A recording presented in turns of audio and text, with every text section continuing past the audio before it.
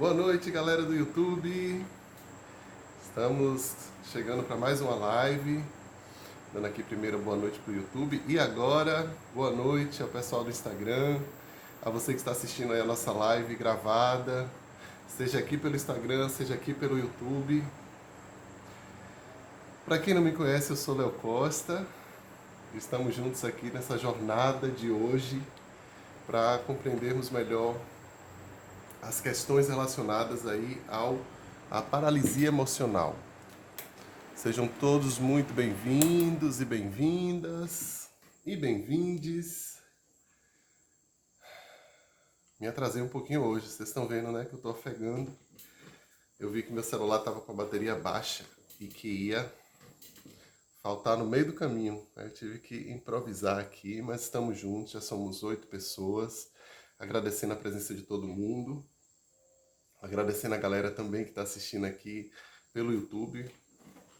Algumas pessoas preferem assistir pelo YouTube, então a gente está dando essa opção aí a todo mundo, né, de poder assistir, reassistir, passar o link para alguém que você sente que pode se beneficiar com esse trabalho, né, esse conhecimento tão importante para a nossa vida, tão importante para a nossa existência, para os nossos relacionamentos, para a nossa saúde mental, né, sem dúvida é algo que transforma vidas, né? Entender sobre o sistema nervoso, entender os nossos processos.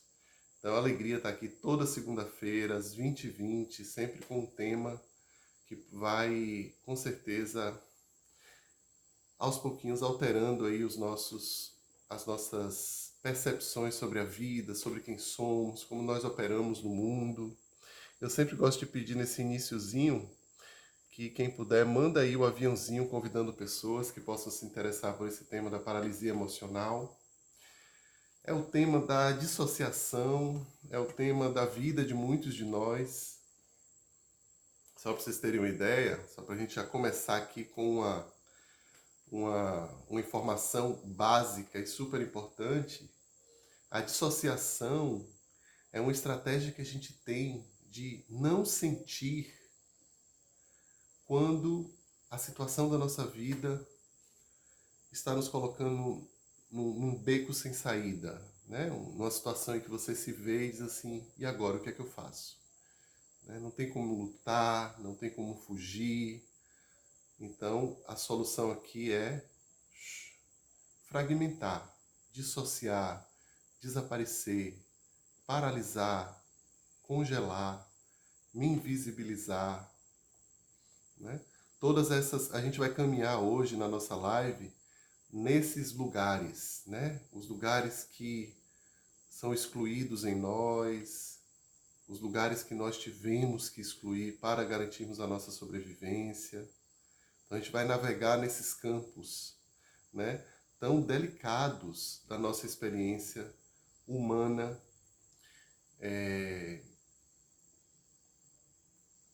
e vamos nesses labirintos aí, né, descobrir os nossos caminhos, as nossas possibilidades juntos, porque o bom, eu vou trazer para vocês uma explicação para um grande problema que nos aflige, mas também vou trazer soluções, né? Então isso eu acho que faz toda a diferença, né? A gente oferecer o desafio, falar sobre o desafio, mas também trazer as soluções para eles.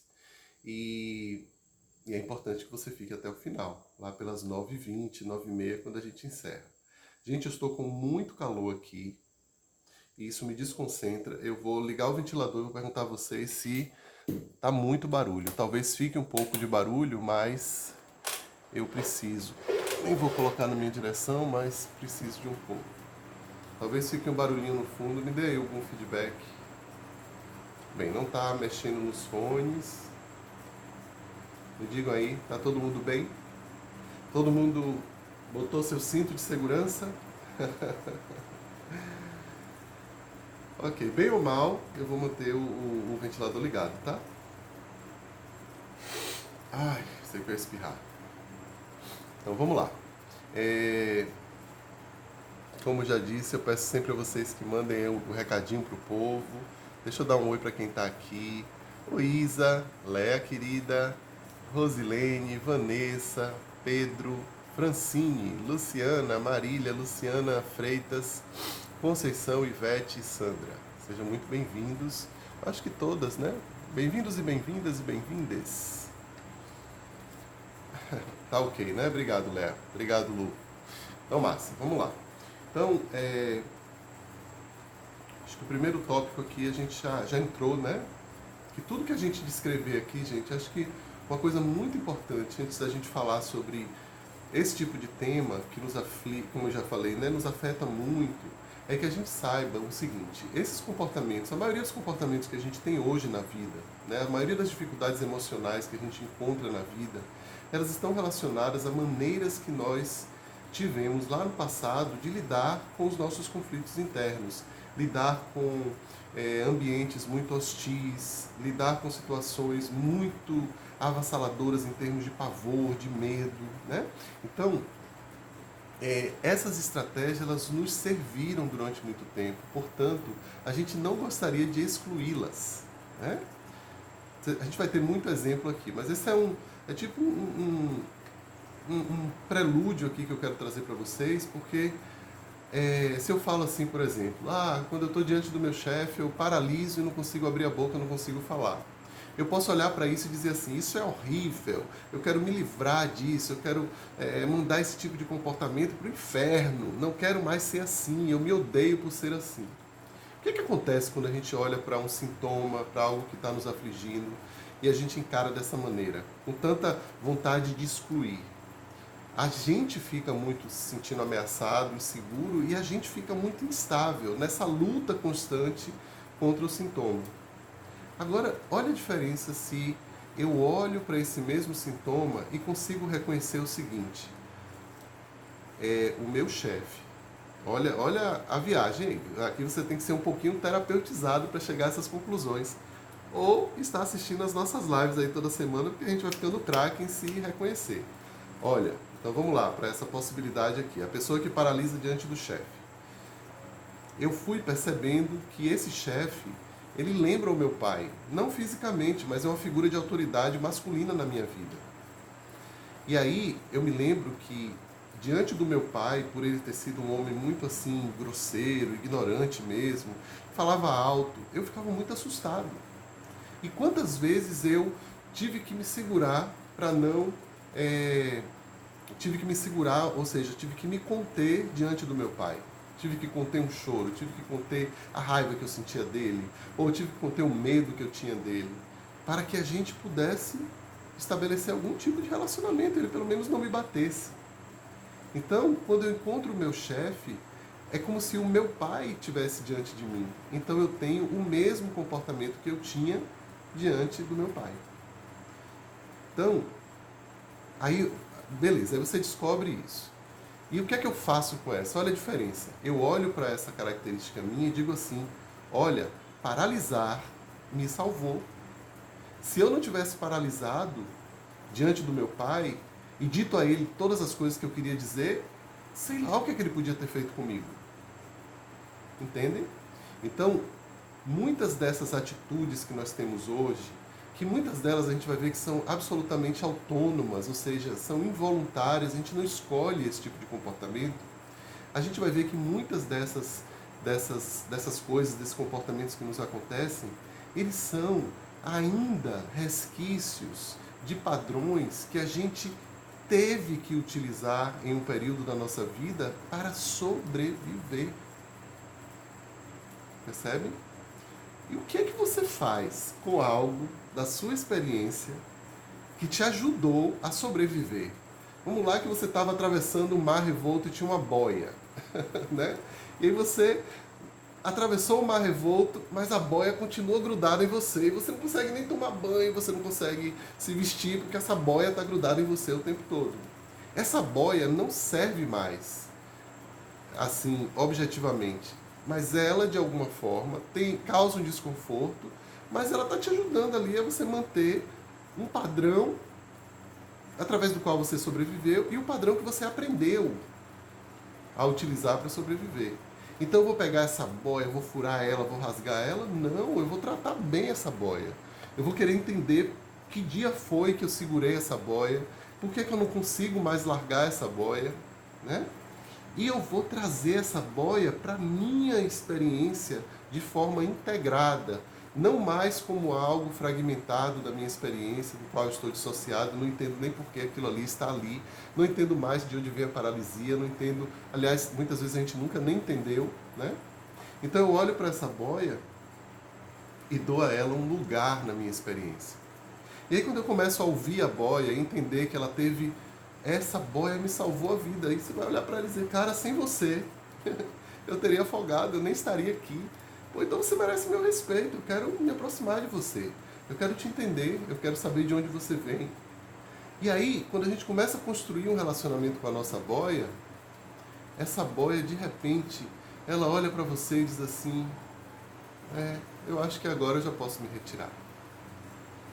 Parece que agora está tudo bem, eu posso fazer parte da sua vida. E aí um dia você vai para o mar e de repente tem um mar que não está muito legal, muito amigável, olha a boia lá para te ajudar. Porque você não jogou ela fora, você não excluiu ela da sua vida. Né? Então a gente não quer jogar a nossa boia fora, a gente não quer aqui maldizer a nossa boia, a gente não quer que ela se desintegre, a gente quer trazê-la para a nossa vida de forma funcional. Paralisar emocionalmente diante de uma situação é uma maneira saudável de lidarmos com as ameaças da vida. Eu vou repetir. Nos paralisarmos emocionalmente diante de desafios muito tensos é uma maneira saudável de garantirmos a nossa sobrevivência. É saudável. Se você não tem isso, está faltando alguma coisa aí no seu sistema de sobrevivência. O que não é saudável é permanecermos nesse estado, muitas vezes, uma vida toda. Percebe? Então a história dessa pessoa, né, que lá atrás paralisou diante do pai e hoje paralisa diante do chefe. Só que ela não paralisa só diante do chefe, ela paralisa diante do marido, ela paralisa diante do carteiro, ela paralisa diante do vendedor da loja, né? E isso não é funcional. Então, a gente tem o direito de tomar de volta a nossa capacidade de eleger, né, as nossas situações de vida e a maneira como nós controlamos e lidamos e regulamos as nossas emoções. É importante dizer que essa paralisia, ela é, vamos dizer assim, funcionalmente promovida, né, por um ramo do nosso sistema nervoso parasimpático que é muito antigo, que é o mais antigo de todos. A gente compartilha esse ramo do sistema nervoso com os répteis, com os anfíbios, com todos os outros mamíferos também. Mas nós temos estruturas no nosso sistema nervoso, por exemplo, a capacidade de se aproximar de alguém e construir um ambiente de confiança e de segurança. Você nunca viu um réptil fazer isso, né? Mas você já viu os macaquinhos fazerem isso.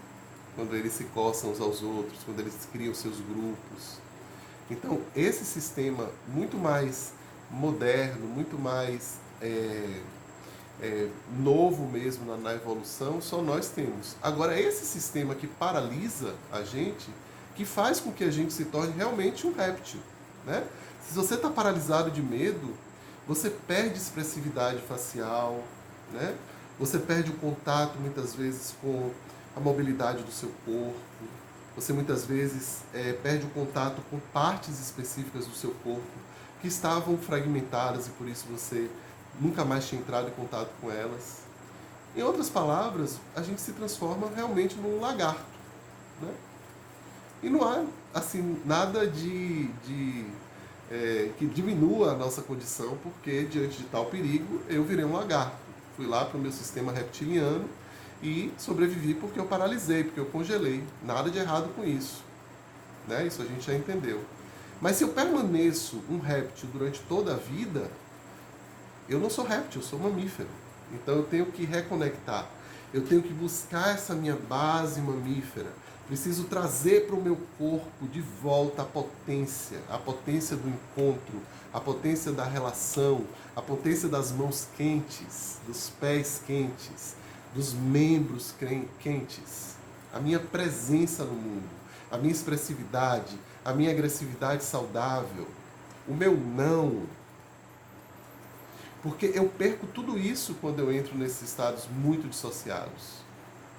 Pessoas que estão em relacionamentos tóxicos e não conseguem sair desses relacionamentos. Por quê? Porque elas estão congeladas. E o congelamento, a gente está entendendo que congelamento e dissociação são muito parecidos. Quando eu falar em congelamento, eu estou falando realmente no gelo que você sente, na parte mais fisiológica, no coração que bate muito devagar, nessa sensação de que eu não sinto parte do meu corpo. E quando eu falar em dissociação, eu vou estar falando mais de cognição, de se olhar no espelho e dizer assim, eu não me reconheço. Isso é uma forma de dissociação. Esse não é o Léo que eu conheço. Né? Ou de você perder partes da sua história e não conseguir ter uma conexão lógica de onde você veio, quem você é e perspectivas do que você deseja ser. Buracos na nossa história que a gente não consegue completar com nenhuma informação. Né? E falando nisso, né, nesses buracos, não esperem também, o indivíduo saudável ele não lembra muitas coisas da infância e tá tudo certo. Não lembrar, principalmente de coisas que foram emocionalmente muito difíceis, seja na infância, seja em algum outro período da nossa vida, é também uma forma de dissociação. Mas também pode ser simplesmente porque se passou muito tempo e eu não lembro dessas coisas. E tá tudo certo, né? Nem tudo está relacionado a trauma e a dissociação. A memória é falível, a gente sabe disso, né? Então, a dissociação, ela vai ter a ver mais com essa parte da memória, da cognição, de muitas vezes, eu já vi pessoas dissociadas que elas olham e dizem assim, às vezes eu estou dentro de casa e parece que eu estou embaixo d'água. Tudo começa a andar muito lentamente, né? Ou eu começo a ver o mundo pixelizado, né? Aí eu aperto os olhos assim e ainda não sinto que eu estou aqui. Né? Sabe aquela sensação, gente? Acho que isso aí é uma sensação comum. Todo mundo experiencia isso aí quase toda noite, de você acordar, tipo, fazer um xixi no meio da noite e demorar um tempo para você dizer assim, onde é que eu tô? Pera, onde é que eu tô? Principalmente se você acorda numa casa diferente da sua, né? Aí você demora um tempo assim, tá. Por um segundo eu não sabia onde eu estava. Quem já viveu essa experiência aí diz um oi. Essa é uma experiência de dissociação, mais natural. O sono é eu posso dizer, será que é uma maneira de dissociar toda noite, de ir para outro mundo? Podemos dizer, né? Então, mesmo acordado na vigília, eu olhar e não saber onde eu estou, porque eu acabei de acordar, é natural. Agora imagina você, Cláudia Carvalho, viveu isso. Pois é, todo mundo, né, de alguma maneira. Mas imagina você viver isso sempre. Né? Ou ter bons momentos do seu dia em que você tem essa sensação, o nome disso, o técnico é desrealização. Né? É uma falta de contato com a realidade. Certo? Então, paralisia emocional tem a ver com estar realmente travado, de não conseguir fazer o próximo movimento, né? Mas tem a ver também com esse travado pode estar relacionado a uma fragmentação da nossa experiência. É como se houvesse várias peças espalhadas do nosso quebra-cabeça e a gente não conseguisse estabelecer um contínuo da nossa experiência. Seja do passado até o presente, né? A organização seria a minha memória autobiográfica, quanto também das minhas experiências nesse momento, nesse exato momento. Né? Então, vamos fazer aqui um breve exercício. Vou convidar vocês para levar toda a atenção de vocês para o olfato. Então, sintam os cheiros do ambiente. Leva toda a sua atenção para os cheiros. Se quiser, feche os olhos que ajuda. Vamos agora levar toda a nossa atenção para os sons do ambiente.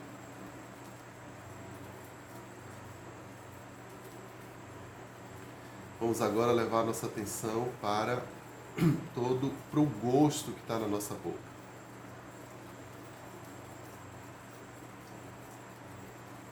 Vamos agora levar a nossa atenção para o nosso tato, sentindo a pele, tocando a roupa.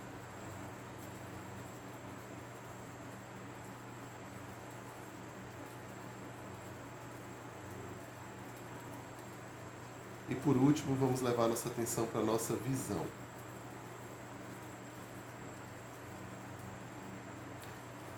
Percebem? Bem, os 5 sentidos, eles estão operando ao mesmo tempo, né? Mas pode ser que um desses sentidos tenha sido de alguma maneira, vamos botar aspa aqui, traumatizado, né? Então eu perco um pouco da capacidade de integrar o que eu estou ouvindo ao que eu estou sentindo de cheiro, né? Ou eu fico muito sensível em um desses sentidos, né? Ou deixo de sentir a minha pele, o toque. Quando eu ponho a mão, parece que a mão afunda na pele, né? Deixo de sentir o tato mesmo de partes do meu corpo. Ou vou perdendo a conexão com os sons do ambiente, com a forma de enxergar as coisas. Eu falei há pouco, né? A visão pixelizada. Então, esses diferentes sentidos, eles ficam fragmentados em nós. E aí a gente vai dizer que tecnicamente eles estão dissociados. O sistema nervoso saudável, ele tem todas essas partes bem integradas. Então, se eu paro aqui, eu posso perceber ao mesmo tempo os meus 5 sentidos. E tem mais sentidos até do que isso, né? Tem a sensação de dentro do meu corpo, tem outros sentidos que estão aqui presentes, o meu senso de conexão com vocês, né? Que no momento aqui eu devo dizer que não tem muita ajuda, porque eu só estou vendo nomes. Se eu estivesse vendo rostos, esse senso de conexão seria mais profundo. Então está tudo acontecendo ao mesmo tempo. Então o cérebro integrado, ele percebe, ele consegue se orientar no mundo, conectando todas essas informações e tomando as próximas decisões, né? Então, por exemplo, se você está andando numa rua que você caiu, que tinha um buraco e você caiu naquele buraco, se você é um indivíduo saudável, a sua memória tratou de registrar aquela informação para quando você entrar nessa rua. Isso se você não decidir evitá-la, que é uma possibilidade também, mas se você passa nessa rua, o seu nível de atenção vai estar redobrado para você não cair no buraco de novo. Pelo menos espera-se isso, né? A pessoa dissociada, ela vai cair no buraco várias vezes. Porque a experiência da caída no buraco não integrou na experiência dela de sobrevivência. Então ela paralisa naquele movimento do passado e não atualiza, né? Não integra as experiências para que ela possa dar o próximo passo. Percebe? É por isso que a dissociação ela é perigosíssima, porque ela não só nos afasta, né? Nos impede de estar em contato com a nossa agressividade saudável. A gente precisa da agressividade saudável para lutar ou fugir, né? E ela também nos põe em mais perigo diante da vida, porque a dissociação faz com que a gente perca boa parte da nossa capacidade instintiva de reconhecer os perigos do ambiente, de nos afastarmos deles. Então a pessoa dissociada, ela pode fazer más escolhas, ela pode escolher relacionamentos que são perigosos e se afastar de relacionamentos que são saudáveis. Tudo isso graças à dissociação. A capacidade de integrar o que ela sente com a experiência objetiva e tomar decisões. Decisões que têm a característica de serem assertivas quando necessário, ou seja, eu vou usar os meus braços se precisar para afastar uma pessoa que está se aproximando de mim, eu não quero que se aproxime de mim. Ou eu vou correr, ou eu vou gritar, né? Vou fazer algum movimento que afaste, não tem nada de de violento no que eu estou dizendo aqui, né? Porque esse não é um ato violento, esse é um ato que me protege, é de agressividade saudável. Eu vou chegar ao extremo de empurrar uma pessoa, mas antes disso eu vou saber gritar, antes disso eu vou saber crescer o meu tamanho, antes disso eu vou saber botar um olhar e botar um dedo na cara e dizendo saia daqui, até que eu vou ter que usar outros instrumentos para afastar, mas eu preciso me proteger. E uma pessoa dissociada, em primeiro lugar, ela entra nesse tipo de situação com muito mais, vamos dizer assim, escorrega para essas situações, ela nem entra, ela escorrega. E ela também vai ter toda essa agressividade saudável indisponível. A agressividade saudável, ela fica indisponível porque a dissociação é tão grande que a paralisia, como é claro, impede que ela lute ou fuja, né? E aí me contem, estão acompanhando, está fazendo sentido para vocês? O pessoal aí do YouTube que está assistindo gravado, deixem comentários, perguntas. Sempre gosto de voltar e responder. Deixa eu ver quem está por aqui, deixa eu dar um oi. Enquanto vocês mandam suas perguntas, tá? Mandem perguntinhas, que perguntinhas são muito bem-vindas. Karina, Cari querida, Érica, Andréa, Cláudia, Léa, Nana, Marcela, Carol, Léa, Rosilene, Marina, Vanessa, Pedro, Francine, Luciana, Conceição, Rosana, Ivete, Carlos e Sandra. Que bom ter vocês aqui. Sempre gosto de dar esse oi aí, fazer a chamada. Tá claro, gente, para vocês? Estão seguindo bem aí? É novo esse tema para vocês? Já tinham pensado dessa maneira? Deem um oi aí, tá amando. Obrigado, Rosana. Que ótimo. Quem aí se identifica, né? E me contem aí também, se alguém quiser de repente compartilhar conosco alguma experiência em que você se sentiu travado, travada, se sentiu preso numa situação, ou que você não conseguiu se movimentar mesmo e reagir, usar a sua agressividade para se proteger, ou algum movimento em que você se sentiu muito desconectado emocionalmente, como se você tivesse anestesiado, né? Vamos aí. Obrigado, Kari. Obrigado, Kari. Marcela está perguntando aqui, quanto tempo dura a paralisia? O tempo que... É difícil eu dizer assim em termos de tempo, tá? Se eu chutasse o número aqui, eu estaria sendo nada ético, inventando o número.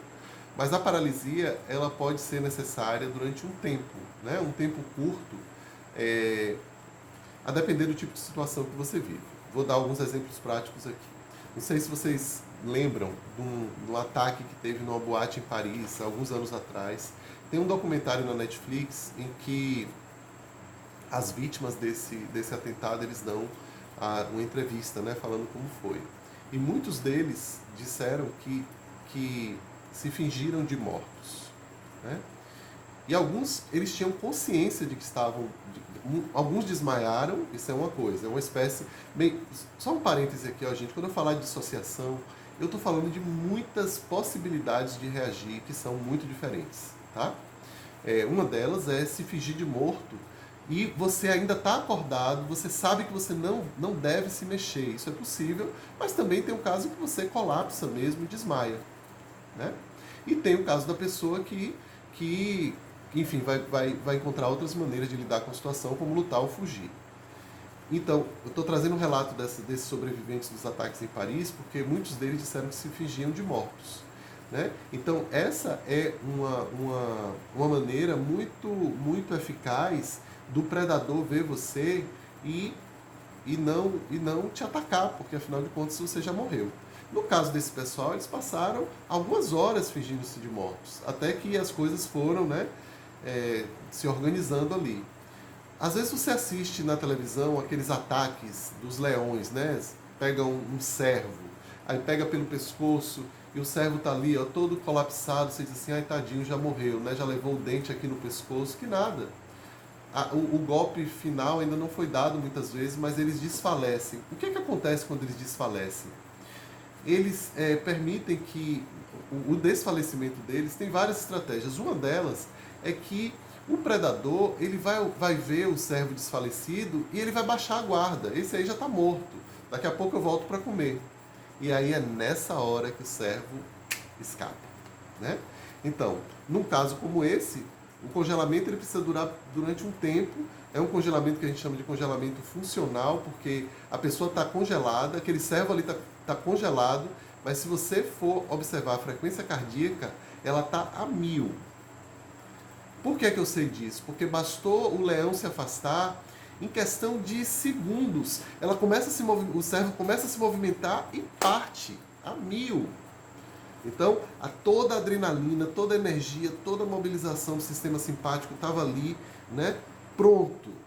Aí quando houve a liberação, o predador se afastou, pá, correu. Quanto tempo dura isso? O tempo necessário, né? Então eu diria que a paralisia pode durar o tempo necessário. De todos os estados nervosos, por exemplo, se você tem o sistema de segurança, que é esse que nós estamos aqui, né, seguros, trocando, curiosos, aprendendo. Temos o sistema simpático, que é o sistema de luta e fuga, de agitação, de altos graus de estresse, de ansiedade, de movimento mesmo, né? E temos o outro que são os estados de paralisia, congelamento, dissociação. São esses três, basicamente esses três estados. O pior estado para a gente estar é o de paralisia, né? Porque a fisiologia do nosso corpo, ela já chegou num momento de saturação tão grande que o nosso disjuntor desligou para não ter um problema mais sério no nosso corpo, né? Então é o disjuntor desligado, ou seja, chegamos a uma carga de estresse tamanha que o meu corpo ele simplesmente desligou, né? E aí eu perdi a conexão das minhas partes, eu perdi parte da minha memória, eu perdi a organização, a integração de quem eu sou, para onde eu vou, o que eu vou fazer. Então você vai ver muitas pessoas dissociadas cronicamente, né? E com altos níveis de dissociação, vagueando sem muita direção. E vamos ver pessoas que você olha e diz assim, esse cara tá bem na vida, olha aí, tá ganhando dinheiro, tá trabalhando pra caramba. E aí o próprio trabalho é uma maneira de dissociar. O excesso de trabalho é uma maneira que o corpo tem de não sentir a dor. Então, os diferentes grupos sociais, as diferentes histórias de vida, né, vão ter suas próprias razões e suas maneiras especiais de dissociar. Ok? Eu posso dissociar da dor trabalhando muito, eu posso dissociar da dor indo para o mundo espiritual e vivendo lá. Com um adendo aqui, é sempre bom a gente ressaltar que não tem nada de errado com ir para o mundo espiritual, pelo amor de Deus, né? A espiritualidade é super importante. O desafio é quando a gente vai para a espiritualidade para substituir a nossa experiência corporal, né? E aí a gente vive muito mais lá do que cá. E eu acredito que se a gente veio para essa vida com o corpo, é sinal de que a gente precisa estar nele, aprendendo a sermos mestres do nosso próprio corpo, né? Então eu posso dissociar me viciando em compras, em sexo, em pornografia. Tudo isso aí tem um fundo de dissociação, né? E de paralisia. Então eu paraliso diante de coisas que são de movimentos que muitas vezes eu preciso fazer na vida para ficar saudável. Por exemplo, ir para fazer exercício físico, ler, né? Encontrar os amigos, socializar, cuidar da minha saúde, estar em contato com a natureza. E eu acabo, por causa da minha paralisia, não fazendo todas essas atividades. E quando eu deixo de fazer essas atividades, eu estou entrando em estados de maior paralisia. Ok? Vamos ver aqui que eu acho que temos perguntinhas. Adoro quando vocês mandam perguntas. Respondi, Marcela. O problema não é o tempo que dura, mas se a duração acaba por trazer problemas para nossa integridade física, né? Obrigado, Marina, que está adorando. Obrigado, Marina. Vanessa, a vontade de sempre querer ir embora da vida, porém não se trata de ideação suicida. Uhum. Entendi, né? Se afastar do que é difícil, do que está doendo. Léa Arafat diz aqui, a dissociação na era digital ainda tem outra esfera. Você poderia falar um pouco sobre a dissociação de presença virtual nas relações? Da presença virtual nas relações. Você poderia falar um pouco sobre a dissociação da presença virtual nas relações? Ô Léa, explica um pouquinho mais para mim. O que é que você está querendo dizer? É tipo assim, eu estar num relacionamento com uma pessoa e esse relacionamento é virtual e isso é uma forma de dissociar no relacionamento, é isso? Explica para mim melhor, que aí eu vou tentar responder. É uma boa pergunta. É... Christian fala que a dissociação é uma forma de funcionar, mesmo internamente estando acelerado. Exatamente, exatamente. Estando acelerado e estando muitas vezes, né, Christian, desconectado dessa aceleração. Que é engraçado. A gente dissocia do coração que está batendo muito forte. Né? É muito normal nos meus atendimentos, às vezes eu vejo uma pessoa chega muito dissociada e ali a gente vai tendo algumas técnicas que vai ajudando a pessoa a integrar a experiência naquele momento, né? Por exemplo, tocar nos braços, nas pernas, sentir o próprio corpo, sentir os pés. Isso é mais comum do que a gente pensa. Muita gente chega muito dissociada no consultório. E aí é interessante porque a pessoa ela chega assim ou assim, né? E aí, na medida em que ela vai se dando conta que ela tem braços, que ela tem perna, né? Vai reorganizando esse esquema de autopercepção. Nossa, eu tenho um ombro, eu tenho um peito, né? Eu tenho barriga. Ela vai, não raro, ela começa a se dar conta de que o coração está batendo muito rápido. Ou que vem um choro aqui preso na garganta. E esse choro, ela nunca tinha percebido que tá travado aqui. Por que ela não percebeu o choro aqui travado? Porque ela cortou o sentir. E aí quando a gente vai restabelecendo o sentir,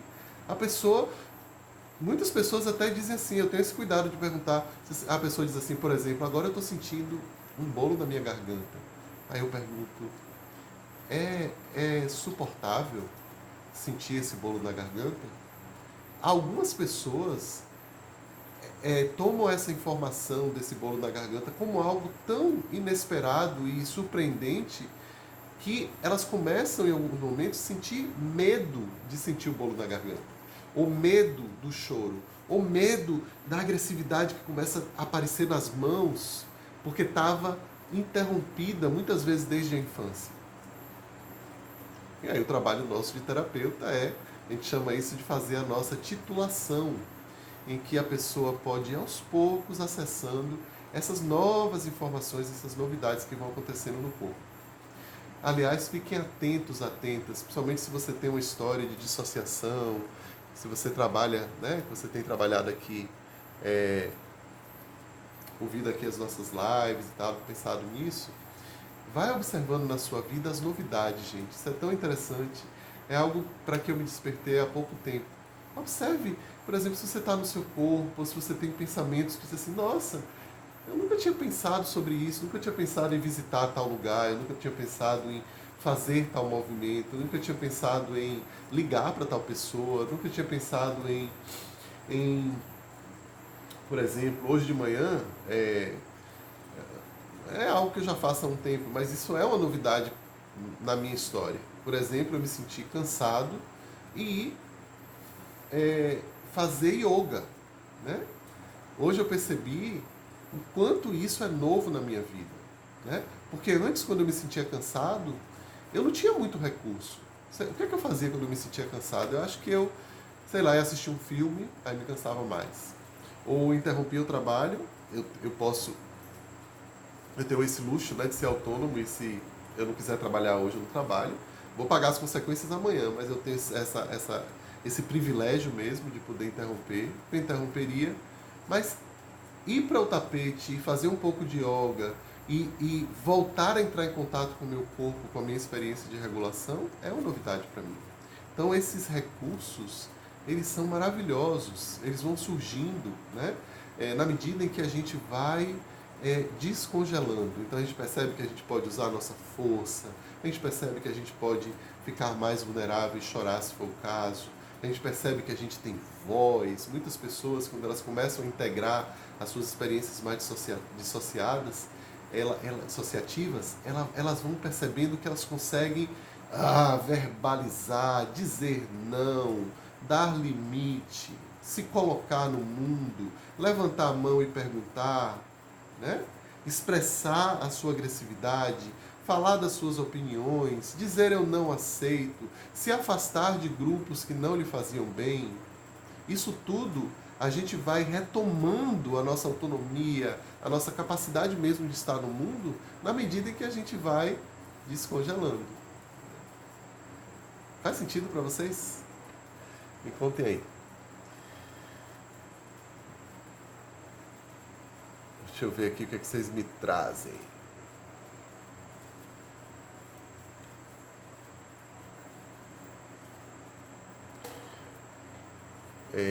Francine diz aqui, o que é pior, dissociar ou explodir quando a curva sobe?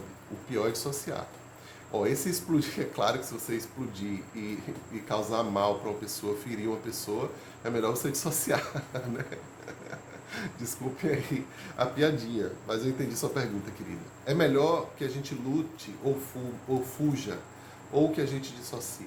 O melhor é que a gente utilize a nossa capacidade natural de fazer nossos enfrentamentos e que a gente depois saia dessa situação, certo? O quanto antes. A gente não vai, por exemplo, se você estiver diante de uma pessoa que é muito mais forte que você, é muito mais adaptativo você fugir do que você lutar. Só que existe uma coisa na nossa cultura que quem foge é covarde, né? Eu não sei disso não, né? Então, talvez seja melhor, em primeiro lugar, buscar o engajamento social, né? Então, se a pessoa está gritando com você na rua, se a gente puder estar calmo o suficiente para não escalar aquilo, olhar nos olhos da pessoa e dizer, nossa, estou vendo o quanto você está com raiva, te peço desculpas, vamos respirar juntos aqui, eu estou com você, e aí a pessoa pode se acalmar junto com você, essa é a melhor das estratégias.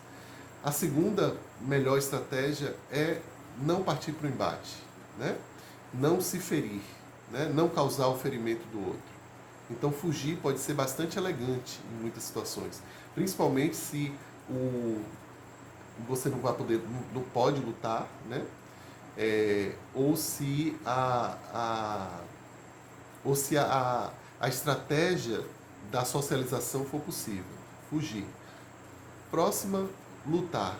Né? E se não for possível lutar, paralisar. Né? E aí é o que nos resta, é ficar paralisado e imóvel. Porque se a gente paralisa diante de um predador, é possível que ele desista da gente. Entenda que já morremos e que talvez esteja estragado, muito fraco, vou embora. Né? Na natureza é assim.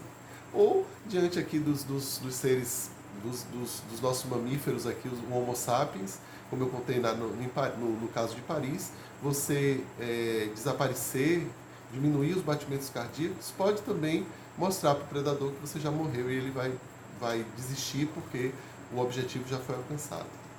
Agora, permanecer nesses estados, o pior de todos para a gente permanecer é o de dissociação.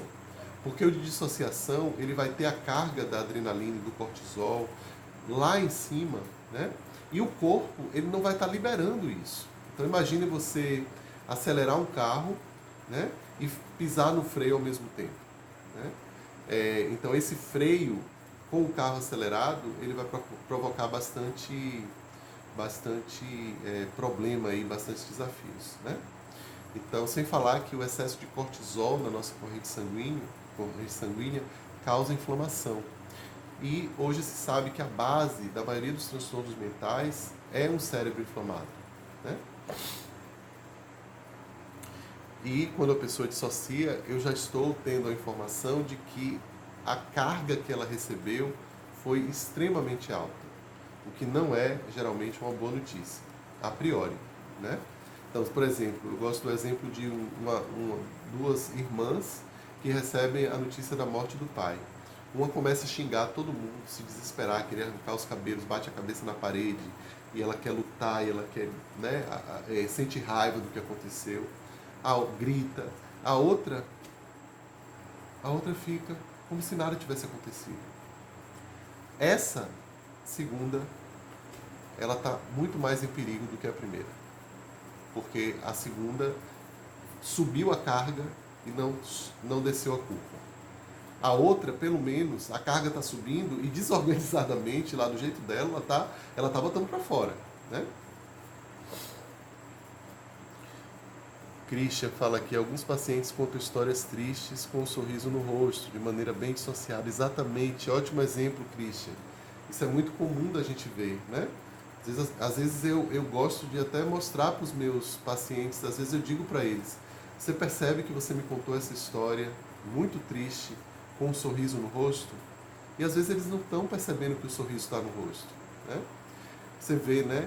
Quantas vezes eu, você, tantos de nós tivemos que sorrir sem querer sorrir? Quantas vezes muitos de nós tivemos que ficar sérios quando a gente não queria ficar sério? Né? Isso também tem muito peso da cultura, né? Da maneira como nós somos moldados. Né? E aí a gente tem que dissociar para sobreviver. Né? E dissociar é sorrir diante de uma situação que é triste, ou sorrir diante de uma situação que você deveria estar com raiva. Né? Tem uma live aqui, se vocês quiserem assistir depois, sobre sentimentos escudo. São sentimentos que a gente coloca no lugar de outros. Isso é uma forma de dissociação também. Vamos lá, deixa eu entender o que Léa colocou aqui. Com a ausência do corpo físico, temos uma presença virtual hoje. Por exemplo, nas redes sociais e aplicativos. Queria saber sobre suas considerações de dissociação nessa nova dinâmica que é mais mental.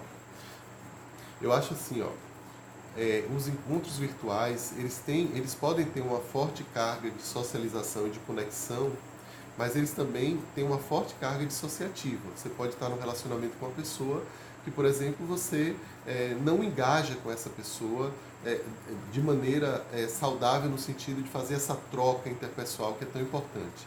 São essas trocas interpessoais que vamos dizer, servem como almofadas que protegem a nossa experiência de dissociação. Né? Uma pessoa que está bem conectada, nessa conexão de pele e de corpo, e tem esse lastro na sua experiência, né, de um apego seguro, ela dificilmente ela vai dissociar ou vai buscar como, vamos dizer assim, como fundamento da sua experiência relacionamentos apenas virtuais. Nada contra, estamos aqui num relacionamento virtual e está funcionando muito bem para mim, obrigado. Né? Mas eu tenho consciência de que é virtual, eu tenho consciência da distância, eu tenho consciência do quanto para mim fazer uma live é custoso no sentido de não ver a expressão facial de vocês, isso faz toda a diferença. É muito bom quando chega uma pergunta, é muito bom quando tem um oi, uma boa noite, eu peço isso, porque isso me regula na experiência virtual. Né?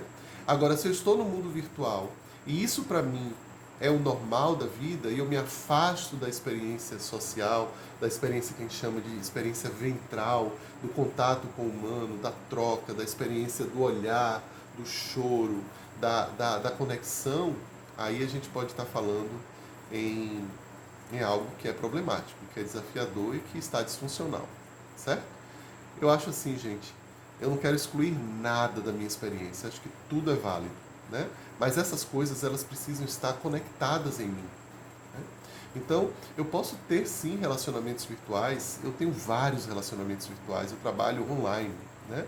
Mas eu não posso perder de vista que eu também tenho que cuidar dos meus relacionamentos reais, né? Por isso que eu sempre me alegro quando eu tenho a oportunidade de encontrar um cliente meu, que eu nunca encontrei pessoalmente, e dar um abraço, porque isso faz falta, né?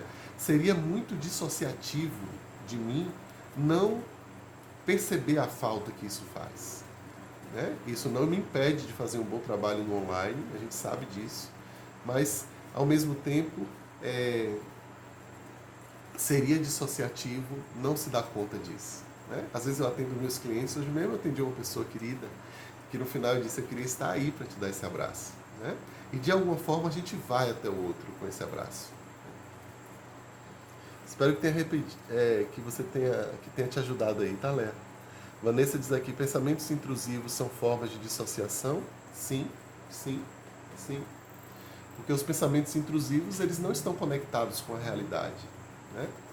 ou eles são antecipações, ou eles são repetições de medos do passado, mas eles não estão associados à realidade. E tudo que não está em conexão com a realidade objetiva é uma maneira de dissociar. Apesar de que pensamentos intrusivos eles possam causar uma tensão simpática, de mobilização, de movimento dentro da gente, o coração bate muito rápido, mas estamos, de alguma forma, em dissociação cognitiva, né? De pensar coisas que não fazem sentido. Isso é dissociar. André diz aqui, acho muito desafiador paralisar, porque a pessoa fica sem ação em situações de pânico. O que pode fazer para sair dessa situação? Ótima pergunta. A gente vai, numa crise de pânico, por exemplo, o que é que a gente sabe? Nós estamos sendo cada vez mais capturados pelo nosso cérebro reptiliano. A nossa amígdala, que é um órgão, uma parte do cérebro muito pequenininha, assim, que a gente tem no centro do cérebro, lá dentro, ele é o nosso radar, que vai dizer pra gente que uma situação é perigosa, ameaçadora, ou que uma situação é tranquila. A amígdala fica tranquila se a gente está como está aqui agora, trocando, rindo um para o outro, conectados, né? Ela fica de boa. Mas se eu ouço um barulho lá fora, esse barulho estrondoso, ela vai dizer, tem um perigo, desconecte e vá se proteger. Né? Então, uma situação de pânico é quando esse radar ele disparou. Muitas vezes a gente pode dizer que se é uma síndrome se é um ataque de pânico, geralmente não tem nada a ver objetivamente com a realidade. Aquele estado nervoso ele não se justifica pela realidade, exatamente porque a pessoa está entrando num túnel mesmo de dissociação e de perda de contato com a realidade objetiva, que faz com que ela chegue a uma ativação que vai chegar a um pânico, né? Então, o que ajuda? Porque, nesse momento, o cérebro reptiliano, ele sequestra a pessoa. Então, você entra num espaço de compreensão do mundo e da realidade que é absolutamente focado no perigo. Então, é um barulho que você ouve. Muitas pessoas, elas têm um ataque de pânico, elas não sabem nem de onde veio, nem como começou, mas às vezes é um cheiro, é uma pessoa que lembra uma situação do passado. Né? Muitas vezes são dados bem abaixo da superfície aí da consciência. Então, o que ajuda nessa hora? Você ajudar o seu córtex a não ser totalmente capturado pelo cérebro reptiliano. O córtex é a parte do nosso cérebro que vê a realidade de uma forma mais objetiva, por assim dizer, né? Enxerga o outro, tem mais empatia, observa seu próprio corpo, planeja o futuro, coisas desse tipo, que a gente vai chamar de funções executivas. Então, quando eu estou entrando no ataque de pânico, o córtex está desligando, ou seja, eu estou perdendo a capacidade de me conectar à realidade como ela é. E a última coisa que eu quero que aconteça é isso. Então, algumas pessoas dizem assim, comece a contar coisas no seu ambiente. 1, 2, 3, por exemplo, os azulejos da parede. 1, 2, 3, 4, 5, 6, 7, 8, 9, 10. Busque contato com outro humano. Olhe no olho de uma pessoa. Diga, eu preciso de ajuda. Fique aqui comigo. Me ajude a passar por isso. Todos esses movimentos aí, outras, tem várias dicas aí que a gente pode pensar. Todas essas ações, elas vão reengajar o sistema cortical, o córtex. Porque contando, eu estou aí, obviamente, fazendo algo que é lógico, que é racional, né? Entrando em contato com outra pessoa, olhando no olho de outra pessoa, pedindo ajuda, eu estou ativando essa região do meu sistema nervoso que a gente chama de ventral, que é o sistema de segurança. Então, a segurança vai se estabelecendo aos poucos, né? Só para dar algumas dicas.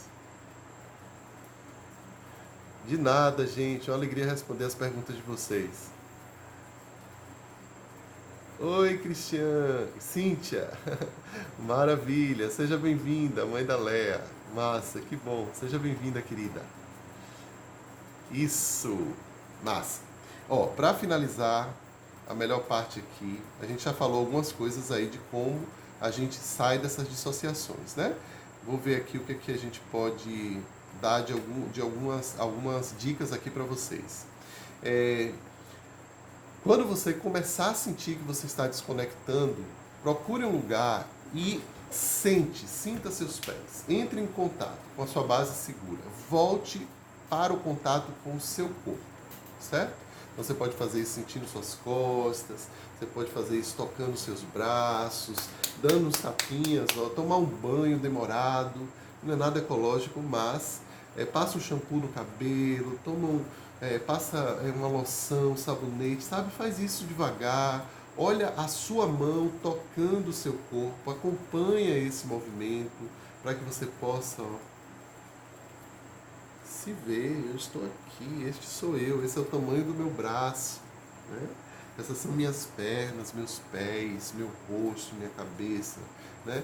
Minha silhueta, meu peito, minha barriga, e por aí vai, né? Isso vai ajudar bastante.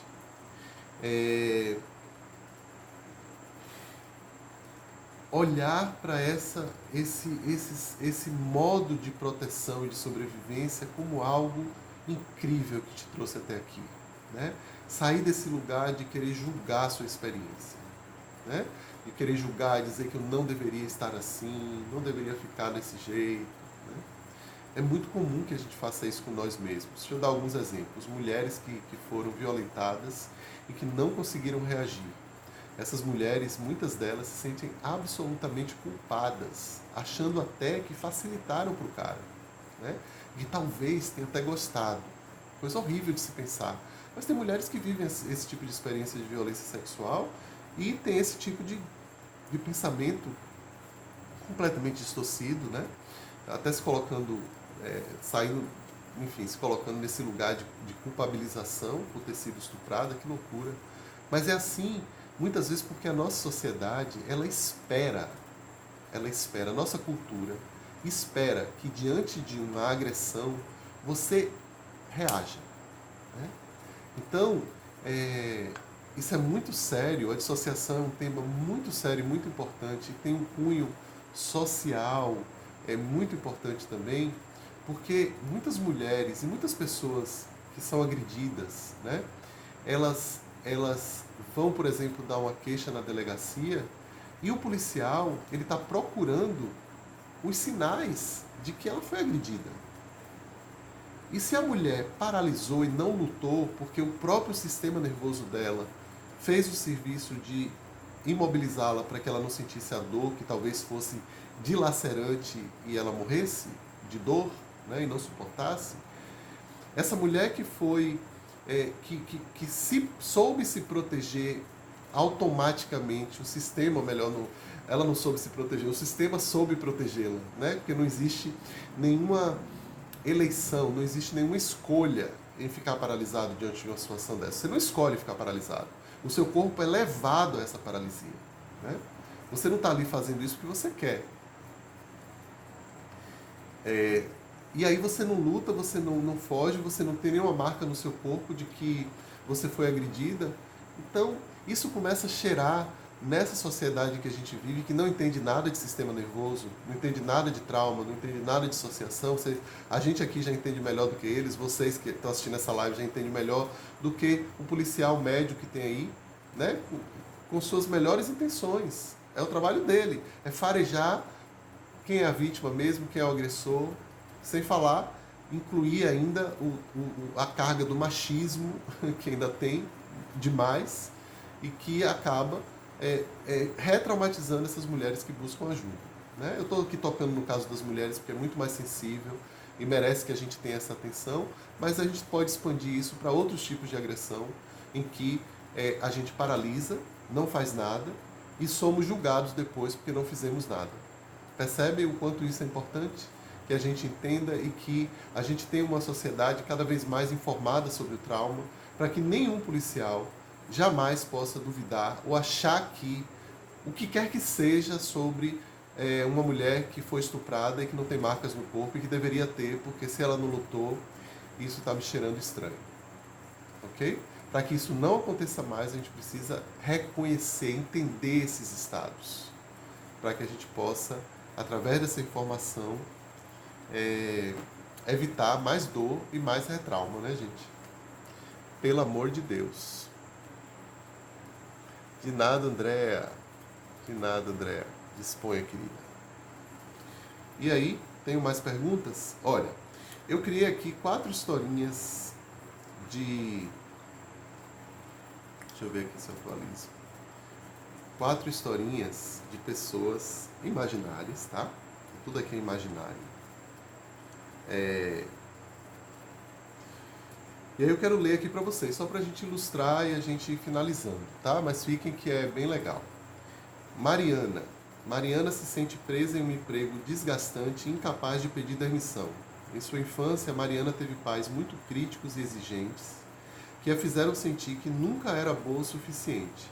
Hoje, essa insegurança internalizada paralisa Mariana, pois sair do emprego a faz sentir o mesmo medo de não ser o suficiente que vivia quando ela era criança. Olha que interessante. Então, a paralisia de Mariana tem uma razão de ser lá atrás, ok?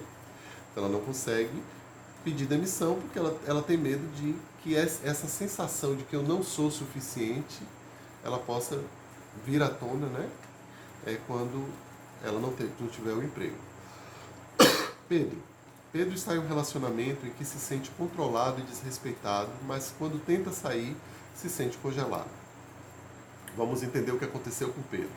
Quando criança, ele cresceu em um ambiente de alta tensão, onde ele precisava ficar invisível para evitar confrontos e violência. Seu corpo aprendeu que é mais seguro não reagir e agora ele recorre a esse modo de congelamento em seu relacionamento atual. Interessante, né? Ana. Ana percebe que seu filho fica agitado ao redor dela, especialmente quando ela está estressada. Na infância, Ana viveu em uma casa onde as emoções eram reprimidas e isso a ensinou a se desconectar dos próprios sentimentos. Agora, essa desconexão se manifesta como paralisia emocional nos momentos em que ela mais precisa responder e acolher o filho. Gente, imagine você estar conversando com uma pessoa, contando uma história para uma pessoa, uma história que para você, vamos imaginar, foi uma história difícil, e a pessoa olha para você desse jeito. O tempo todo. Você diz uma coisa terrível e a pessoa responde assim. Você diz uma coisa engraçada e nada muda na expressão da pessoa. Isso dá uma agonia, não dá? Eu não consigo. A gente não consegue porque nós somos wired, né? Nós fomos forjados na conexão. A gente precisa disso. Então, um bebê que cresce numa relação com seu cuidador, que tem pouca expressividade, ele acaba também não aprendendo a expressar, né? E isso é uma forma de paralisia também, né? Rafael sente que vive no piloto automático, com suas emoções, como se suas emoções estivessem distantes. Na infância, ele sofreu perdas significativas e, para lidar com a dor, seu sistema nervoso desenvolveu a dissociação como um mecanismo de autoproteção. Agora ele se vê incapaz de se conectar plenamente com as atividades diárias e com seus próprios sentimentos. Claro, ele não aprendeu a se conectar, não aprendeu a sentir, né? Então, o nosso convite, gente, é que a gente aprenda a sentir, ou melhor, que a gente reaprenda, porque a gente é gerado, né? A gente vem desse útero prontos para fazer isso. Nós somos seres da troca, da conexão, da alegria de estarmos juntos, da cooperação. Essa é a nossa origem, né? Agora, as histórias, os traumas, as dificuldades que a gente vai atravessando vão fazendo com que a gente vá se desconectando cada vez mais dessa capacidade, né? Então, hoje a gente esteve aqui juntos, né? E vamos continuar juntos nesse trabalho, cada um de nós, porque eu me incluo muito nessa lista aí. Eu falo sobre dissociação com tanta empolgação, falo de trauma com tanta empolgação, porque eu tenho uma história de dissociação, eu tenho uma história de trauma, né? Como diz uma professora minha, ninguém fala de trauma desapaixonadamente, né? Trauma é um tema que a gente sempre trata com muita paixão, porque tem a ver conosco, com a nossa história. E não é à toa que vocês estão aqui, não é à toa que vocês escolheram estar aqui e ouviram até o final essa palestra, essa live, é porque isso de alguma forma toca a sua experiência, tá? Por que eu estou dizendo isso? Porque fique atento, porque pode ser que você esteja assistindo a essa palestra com pouca curiosidade a seu respeito. De uma forma um tanto dissociada, a gente olha e diz assim: ah, isso acontece com as pessoas. Né? Não estou dizendo que necessariamente acontece com você, claro que não. Mas fique atento. Se quando a gente olha com muito distanciamento para o que está acontecendo com o outro, quase como se a experiência tivesse na Lua e eu na Terra, observe se aí não pode existir algum tipo de dissociação. Né? Fica essa dica. Gente, um beijo para vocês. A live fica gravada aqui no Instagram, tá? Aqui no Instagram. A live fica gravada aqui no YouTube. Marquem as pessoas, divulguem o trabalho, façam com que essa live chegue a mais gente, né? Vamos nos reconectar, vamos integrar nossa experiência. Às vezes a gente está dissociado do mundo mesmo, dado contato com as pessoas. E isso é uma coisa que a gente não pode perder. A gente tem que ir atrás mesmo das nossas conexões, porque é o nosso grande, nosso grande amortecedor para os desafios da vida. O mundo não está fácil, a gente sabe disso, mas as pessoas estão aí. Então se conectem, né? Busquem fazer essas conexões. Eu estou daqui também falando para vocês e ao mesmo tempo falando para mim, tá bom? Obrigado, Kari. Kari, você é minha fã, não tem jeito. Toda vez que você fala isso, eu fico, Kari é minha fã. Ô, gente, obrigado, obrigado. Domingo que vem, domingo, ó, dissociado aí, ó, os dias da semana, tá vendo que dia é hoje? Dissociação. Segunda que vem, às 20h20, a gente se reencontra aqui com um novo tema, não sabemos ainda qual é, mas ele sempre vem e é sempre bom que vocês possam estar aqui conosco fazendo a partilha. Um beijo, até mais.